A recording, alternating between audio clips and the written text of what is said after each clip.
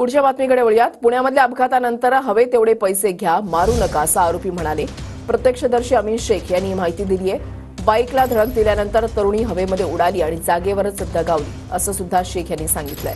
हवे तेवढे पैसे घ्या, मारू नका असं आरोपी म्हणाले, असं अमीन शेख यांनी म्हटलेलं आहे।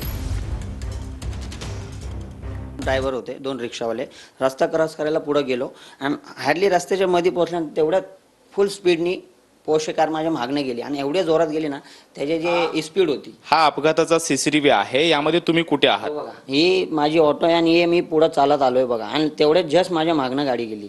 ह्याच्यामध्ये दोन जे माणसं दिसतात रस्ता क्रॉस करणारे, त्यातला हा मी एक आणि हा दुसरा आहे। आणि मी बघा तुरंत पळत गेलोय रिक्षात, माझ्या रिक्षातनं चावी काढली आणि मी लगेच ॲक्सिडेंटच्या ठिकाणी गेलोय। आणि जसं ती कार माझ्या मागणं गेली ना, तर आम्हाला जोरात आवाज आला। मी जसं डावीकडे बघितलं तर मुलगी वरती उडत चालली होती आणि माझ्यासमोर खाली आदळली। जशी आदळली ते ऑन द स्पॉट हलणं डुलणं सगळं बंद झालं होतं।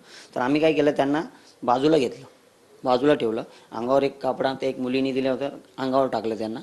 आणि जसं पळत गेलो तिथं बघितलं तर ऑलरेडी तिथनं जो क्राऊड जमला होता त्यांनी त्यांना काढून मारायचं चालू केलं होतं। तर त्यातला जो क्राऊड होता तो म्हणला एक पळालाय, या दोघांना मारत होते। तर मारताना ते म्हणत होते आम्हाला मारू नका, तुम्हाला काय पैसे असेल आम्ही आत्ता द्यायला तयार आहे।